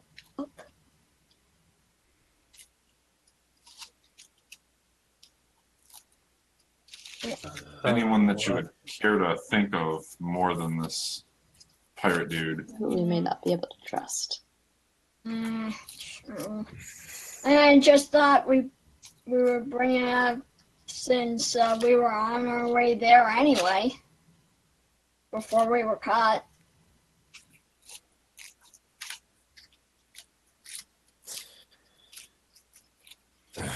I've got Avok, nobody you else. as far as anyone from your original company, when you were found by Soligny, you assumed you were the only person left alive because you watched your entire battalion die. Again, you saw a few members of them amongst Corrin's army, but those are all undead. Yeah, now are very much dead. Okay. Yeah, the island got overrun by those weird things. No, they were killed by like a zombie. Oh wait, are we talking about the hordes of undead or the ones that got killed by a zombie boulder? Um, There were a technically, couple when we first got there. yeah, technically, any of your allies either would have been killed by you guys fighting them because they were undead, or would have been killed by the beholder zombie. So there was no one other than those weird undead husk things that were alive when you left that island. Oh, Michael, I miss him. Yeah. When Brandon, when I managed to get away, Mm-hmm. did anybody else manage to get away? No. Okay. The So there's the nobody only else who reason has you were able to get away, because I broke the gnomes. spell. Well, yeah, you broke the spell first of all, and gnomes themselves have abilities like when they don't want to be seen, they can make it more difficult for them to be seen. Just in general, it's a gnomish thing. Mm-hmm. So You wouldn't understand. So yeah, and the fact that you broke your spell doesn't mean that. First of all, anyone else was that was under a similar spell would have been able to break theirs, and second of all, you couldn't be 100% sure that everyone there was there Under involuntarily. spell. Okay, that's fair. So you would have just gone to save yourself, especially since again you were kind of the linchpin. Like they had a bunch of other people there, but you were the one that figured out the problem and fixed it. So you were technically the most valuable of the researchers. So without you, they probably would not be able to replicate the process. Let's put it that way. Okay, so there's only so many out there then. Well, your notes are still there. Like you left without your notes. Oh shit. Okay. However, well, yeah, there's always the chance that if you go back there, you can destroy your notes. Ooh. Yes. If possible. Okay. Well, now the other friends I have are not fighters. They're All right, so bartenders. And final choice for you guys Yes. contacting. You got spiders, you got a pirate. One of them liked you enough to give you stuff. The other one thought it'd be really funny if you all died, except for the one that can make drinks. True.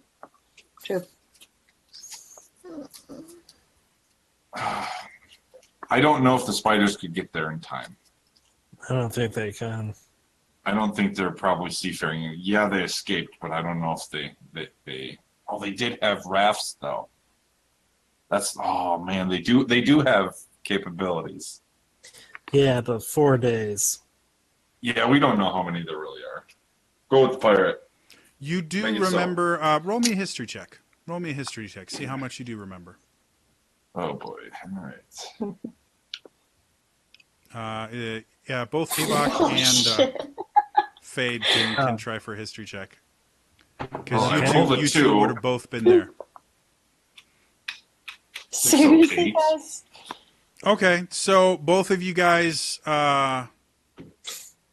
Fucking ridiculous. the only thing you can remember for certain is that there was a very, very big one.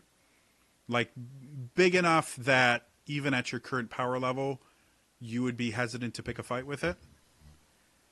And there were tons of other ones. Well, that As would be far a as good a specific distraction. number, like, again, you guys went through a mountain pass that was so covered in webs that it completely blocked the sun.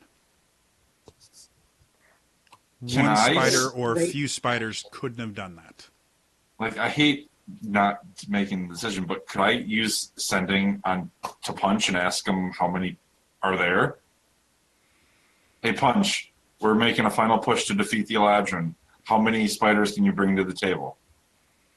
Okay, and you cast the spell? Yeah, I'll Okay. blow the spell. Might even be aware of any of this since we left him. Well, he did stay behind to live with the spiders. Or the Elijah went all genocidal. When you get the message back, you get back a series of clicks and screeches. Oh, he is a spider now. Cool. I don't know. Yeah, it's That's too definitely bad. not what you're definitely not what you were expecting to hear back from. I tell no one anything about it. That is disturbing to a whole nother level. If you want to roll, I'll let you choose Arcana If you or told me. Nature. I could comprehend the language. If it was a language, you could, yeah. Okay, not a language. All right, cool. You guys aren't Let's 100% sure. see. Here we go, Yeah. Arcana. A Do 19 I- Arcana. Okay. Nice. You are familiar Holes with trapped. a race of beings that are generally kind of servants to spiders, known as ettercaps. And they tend to sound kind of similar. You've never actually seen, or you might have seen one or two ettercaps when you guys were down there. But as far as actual study and things like that, the most you would know is that they're affiliated with spiders. They're humanoid-ish. They have a few extra limbs, and they're not considered remarkably intelligent. Like they're sentient barely. Kind of like Ava. I'm not interested in having a subservient relationship again. So let's go pirates. Final answer for Okay. me. Yep. Pirates? Okay. So he turns to you guys. He's like, so, who would like to speak with this pirate first? Make the introduction. He seemed to like me the best, so I'll be happy to talk to him. All right. And so he comes over and he moves you around and, gets you in place. He closes your eyes. He's like, now, just like before, I need you to picture him as clearly as you possibly can.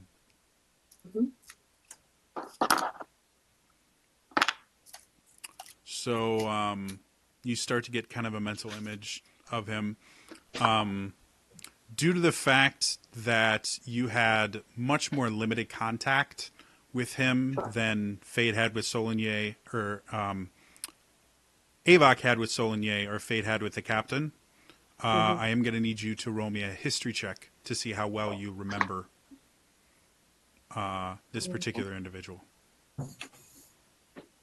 I give you inspiration for this role Okay. because we need allies. It means you roll with advantage, sweetie. Cool. So roll twice, take the higher of the two rolls. 19. 19. Okay. Yeah, Nice. you remember him. You kind of get a picture in your mind. You soon feel a thumb on your forehead. Mm-hmm. And you see the picture itself starts to change a little bit. His posture drags a little bit. You see he changes position, and you notice that he no longer has his shirt on. and he's in a horizontal position, and his eyes are closed, and you realize that you are now, again, the only thing that's really in focus is him and you. And he seems to be lying down with something very, very blurry covering him, because the only thing that you can actually see is himself very clearly. But his entire, like, everything from, like, his rib cage down is blurry because something is on top of him. Okay. Yeah. Okay. Got you back. So I only heard blurry something covering it. Yeah, something, everything from, like, his chest down is blurry because something is encompassing it completely. Using some very basic inference, you would assume maybe a blanket. Let's hope. Yeah. Otherwise, this is going to become very awkward conversation. Oh, it's probably going to be anyway, but let's see. Yeah, boy.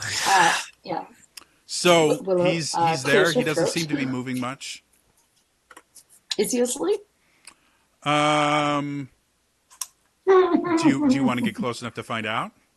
Because right now you are probably about 10 feet away from him. Willow clears her throat kind of loudly to start, just to like gauge the room. Okay, go ahead and make me a performance check. Oh shit! Okay, that's not great, but let's see. First of many, I'm sure. 16. 16. All right, so you sit there going, and you see him, Yep. Okay. and he kind of blinks his eyes, and he looks at you, and you see him look around, and he looks at you again, and he rubs his eyes, and he goes, well, it ain't even me birthday. God. Oh. Get it, girl. She just kind of covers her eyes for a moment, Oh no. smiles, and says, "Hello, Captain." I was not expecting to be seeing you back here anytime soon. What time did you get back to... Wait a minute. What are you doing in me quarters? I mean, you're a nice girl and all, but generally, I think I'm going to have a wee bit of a talk with Serge about who he's letting into me quarters. Technically, I I'm mean, not you're a here at lovely all, young Captain. lady, and I'm know certainly about flattered young. about it, but I normally care to know who I'm bringing into me bed before they're I there. didn't mean to disturb you, Captain. I'm not technically here. This is a And then you magical see him sit there and visit. go, oh, don't you worry your little head. You just get back to sleep. Yep. Okay. We'll She's wake you if blushing you need. profusely. We'll wake you if we need you. Oh So, my god.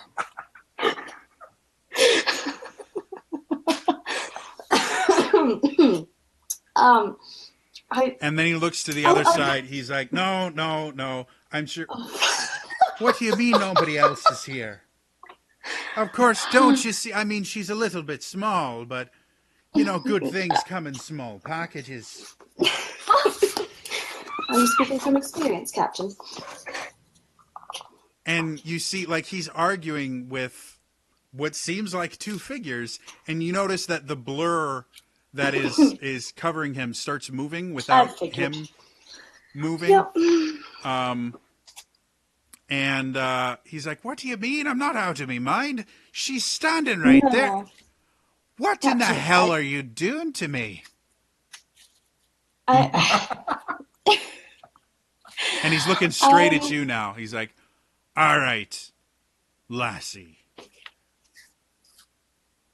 Why in the world do these fine ladies have no idea that you're here? Well, I'm contacting you magically, and I believe it's only a direct link. It's not something other people can see or hear. Well, I'm In not that really physically here at particular all. case, seems rather intimate to me. Well, I mean, again, I think you're a fine woman, but invading me mind just for a little bit of hanky-panky might be crossing the line just a wee I bit. I would agree. This is not a pleasure visit, Captain. Oh, hush up. I'm having a conversation with a woman in me mind, all right? No, I don't think that sounds crazy. We have an entire race of people that have magical flying ships. Talking with a lady in my mind is probably the least strange thing I have done in the last 3 days. That's fair. Well, then, yes, that's fine. If you'd Speaking like to of collect your strange clothes and get things. going, I'll simply find someone else tomorrow night to keep me warm.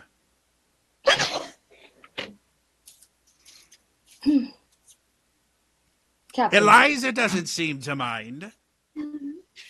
And neither of you two minded last night when I was calling out all sorts of names that neither of you recognized.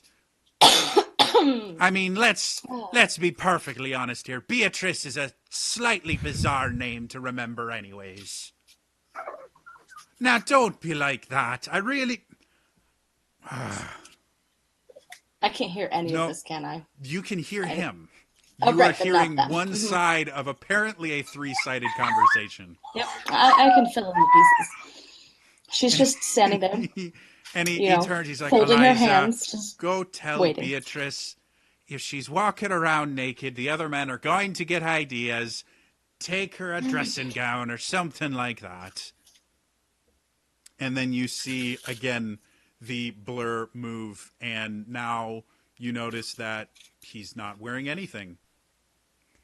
Oh, Lord. And so again, she you see a pointedly blur. stares You just see at a his blur face. like move through you, and then you see him kind of readjust himself. He kind of gathers the, you're assuming, sheet, and as he does that, and he kind of cinches it around his waist, you can now see more clearly because he's technically wearing it. He has kind of like a sheet draped around him to cover up certain aspects. He's like, all right. So you come and you've invaded me mind. You've scared off me 2 wenches. What is it that you want? Well, I'm sorry about disturbing your company. I came with, I suppose, a business proposition for you. Now, wait a minute. I didn't think that you were in that kind of a business. No. Is this a new not that kind Eladrin of thing that they're business. starting to sell women through your mind? Because I could make a No, and fortune I off would of not that. be one of them, but thank you. No, my business is with the Dragonborn. All right, As you can now see, you've I'm not dead lost me. yet. You're trying to tell me that you want to open up trade with the country that has cut itself off from the world for 200 years. Well, you see, our small group, though you didn't think we would survive this, has survived. We have a plan, thanks to a new friend, to cut off, well, to end the Eladrin rule, in which case trade with the Dragonborn would put you at an advantageous position.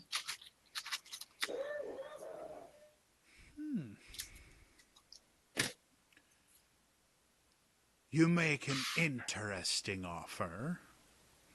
What assurances would I have that the Dragonborn would be even interested in contacting me and procuring trade with a lowly pirate like myself?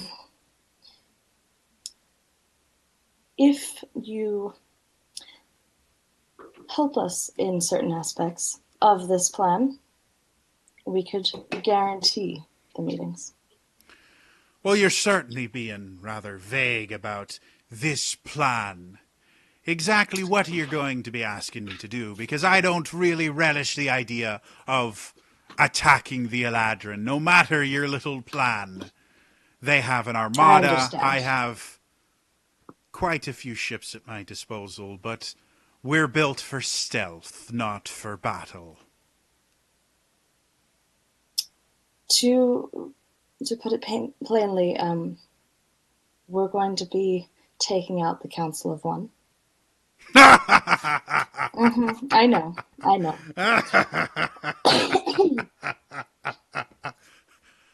Yes, I'm laughing to myself. Go away! Cursed all these busybodies around here. Can't have a conversation with a woman in my own mind. What's the world coming to? Sorry. That's fine. You were talking crazy for a moment there. Would you like to continue that realm of crazy? Would you like to come back to a little place we like to call the Kael Isles? I wish that I could. Unfortunately, this is Well, what you're must be always done. welcome here. And he kind of pats the blur that he's sitting on.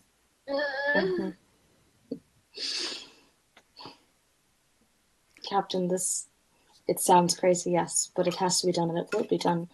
And our new friend, Talon. And I'm as you saying it say wrong. that, a third person appears in the room and goes, "It seems like it's time for me to, well, this is awkward." Yes. And you see the captain immediately, "Who in the hell are, what, This friend, I'm sorry. well, it's lovely to meet you." And the captain just sits there and he looks at you Brief. and he looks at Talon and he looks at you and he's like, "You're a tease and you should be ashamed of yourself." I don't know what you mean, Captain. It's all in your mind. Second, I'm fine with 3 people sharing each other. I'm not I fine gathered. with 2 of those 3 people being me and another man, especially an Eladrin dressed in big gold robes. No one was suggesting anything of the sort. We're just here to discuss business. This has become incredibly complicated. What in the hell are we talking about? Well, as it seems she has attempted to tell you, we have a plan to take out the head of the Eladrin government. Aye, and I think it's just as crazy when you say it as I did when she said it. Well, we think it could work, but we need a distraction.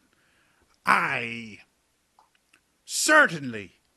Yes, that'll work perfectly. If we can just distract the Eladrin, we don't have to worry about their flying ships or their navy that could take out every ship in my fleet without really expending too many resources or anything like that. We just need to distract them. Would you prefer us to moon them? Or maybe just hurl insults across our bow? No, actually, we had something a little bit more interesting in mind. Well, you put a crazy lady in me mind. I mean, who am I to argue with you? She's promised trade with the Dragonborn. You don't seem to be a Dragonborn, unless they've changed significantly since the last time they left their little island. Oh, no, I'm not a Dragonborn. I'm an Eladrin. I kind of figured that way. He's not that bright now, is he? No. No, I am simply someone who knows how to get to the Council of One. What we're going to need is, well, noise and distraction, and you have a fleet at your command. I have a fleet of trading ships, and we're very, very good at not being seen. And if your distraction involves being seen and making lots of noise, you're really asking the wrong kind of people. All I'm asking is that you meet us, and you see him wave his hand, and this kind of 3D map of the Kael Isles appear, and he points to a specific point. You meet us here. Everything will be explained. I will have a Dragonborn representative there. You can talk terms of trade. I would think someone as brash and bold as you would have no problem at least showing up for a meeting. I'm not one for reverse psychology, or being goaded into something stupid when I know it's a trap. No, but So you I are guess one I'll for make you sniffing this out deal. business. When am I supposed to show up at this supposed meeting? Oh, it'll be in 4 days. All right, then. I'll get me ship. I'll show up there in person. And I guarantee you, if things aren't to me liking, no one will be leaving.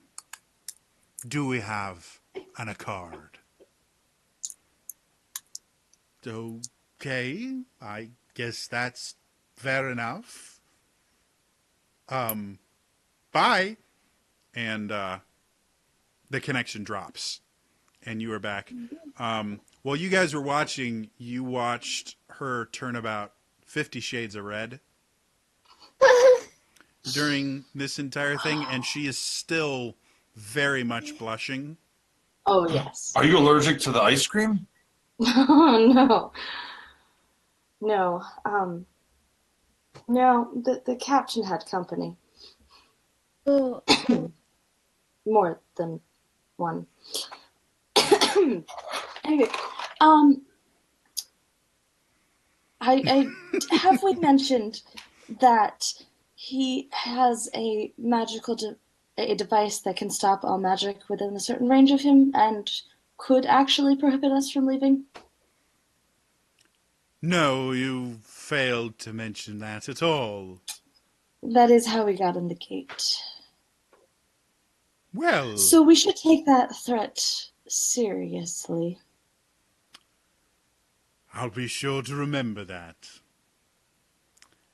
Perhaps next time, before we contact the psychopath that can stop basically the entirety of our strength with the push of a button.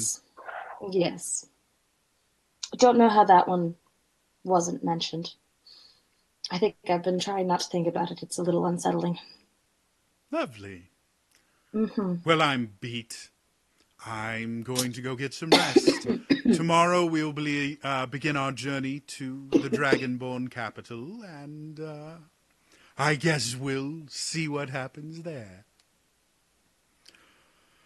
The servants will show you back to your quarters. Have a lovely night. And you see him kind of just walk off. Manuel starts cleaning up the ice cream and everything like that, putting it back in the cold room. And then he goes, Juno, and he claps. It is time to take them back to their rooms. And 2 more people dressed in gold. Again, gold, it looks like it's his thing. Come and they hold open the door for you guys, waiting for you to follow them to your rooms. Okay. yep. Okay. So you guys are taken back to your rooms. Before going to bed, is there anything you guys want to do? Any conversations you want to have? Anything like that?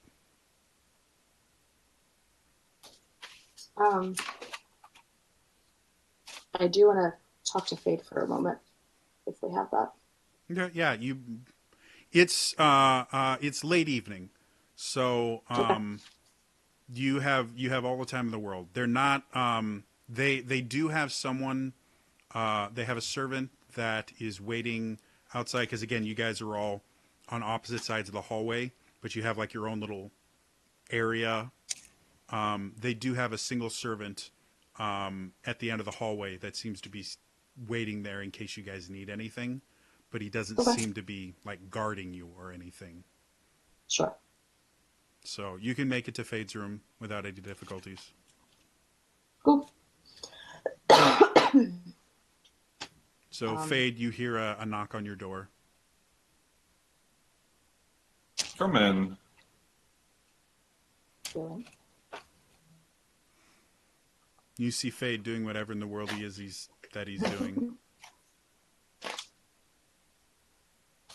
Just staring at his armor, which has been taken off. Pondering. Ah, Willow. Yeah. Hello. Come He's on still in. wearing more clothes than the captain was. Of course. Oh, no, it's fine. Actually, out of character, how old is Fade? Yes. Cool. So The interesting thing about Eladrin in general, and elves in general, is they will mature at a similar rate to humans and other races where an 18-year-old looks like an 18-year-old, a 10-year-old looks Sure. like a 10-year-old. Once they hit their mid-20s-ish Right. to their 30s, they're aging, or mid-20s, they're aging slows until they get to about their like mid-30s Right. in vision, and then they simply like stop aging. Mm-hmm. So we'll from say looking at him, 32. yeah, Oh, okay. Older than I thought. All right. he's not a kid. What's that? He's not a kid. Beyond that, he could be 32. He could be 132. They look the same. The last like at least not right 5 now. years of their life ish, they rapidly age. And then if they do make it to old age and die, that's how it works. Is just the last 5 to 10 years they rapidly age and then die. How was your conversation? Oh, God. Sounded interesting. Oh, he's an interesting man who did not think I was there for business. That was awkward, especially given the three-sided conversation he was having while I was in the room. Well, to be fair, He was, we're offering insanity, not business, so. oh, yes, well, most of the world is insane at this point. What can you do? What can I do for you? I wanted to thank you. I know you were sitting outside my room for a while. It's not a problem. It's still a new experience for me for an Eladrin to be a protector. It's remarkable that you've made it this far and you got away from them in the middle of all their shit. And if you can do that, you're worth protecting. Thank you. It's,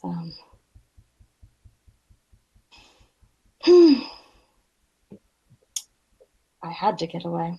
I don't know that I would have survived staying.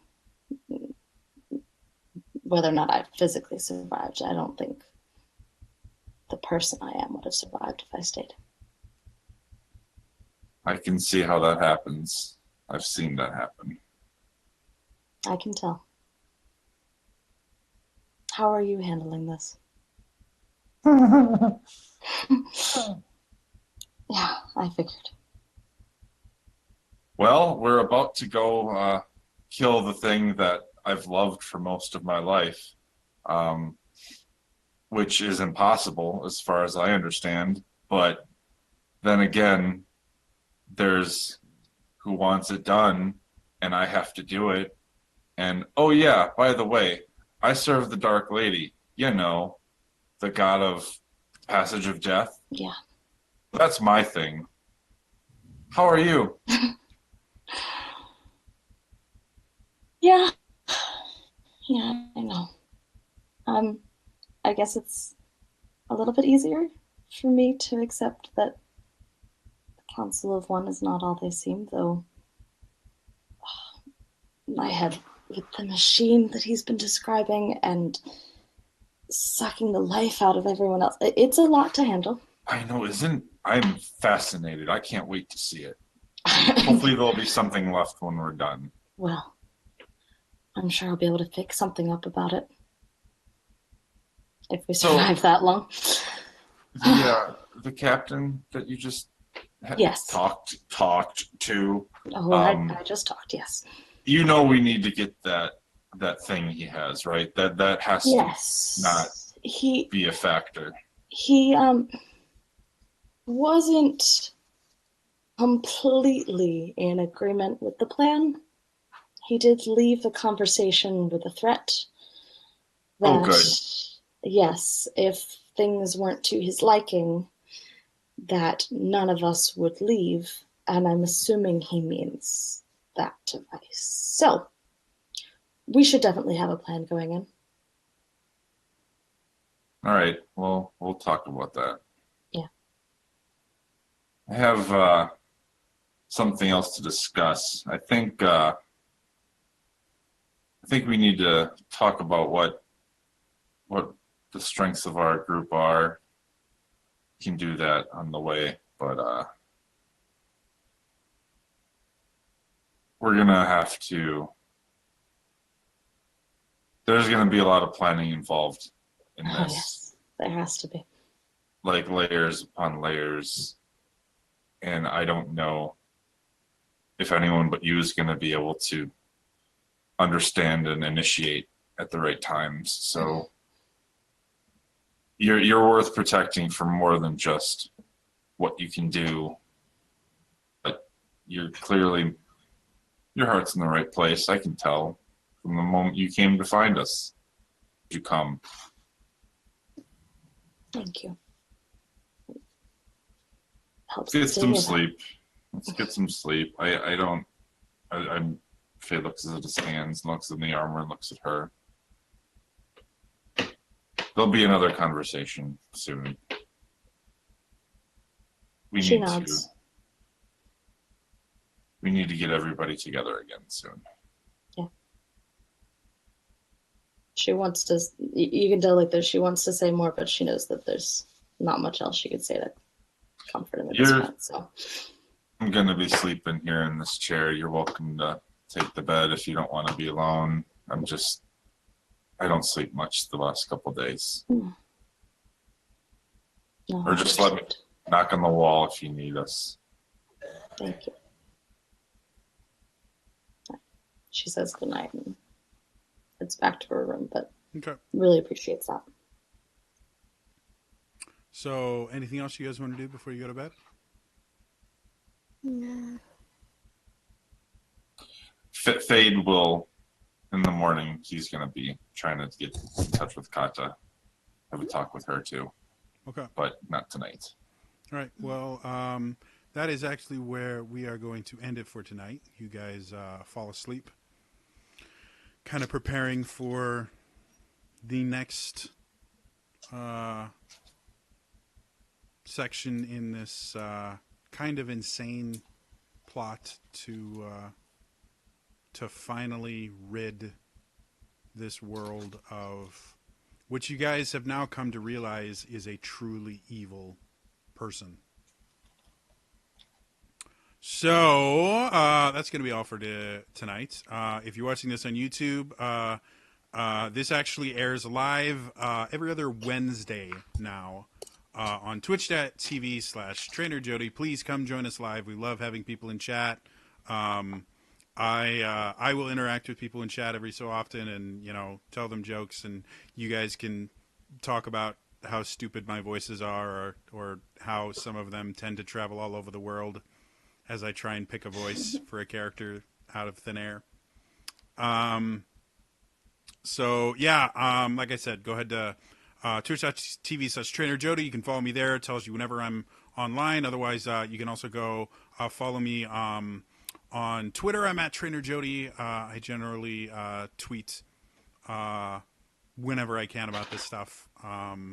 And yeah, that's all from me today. I will see you guys next time. All right. Bye bye.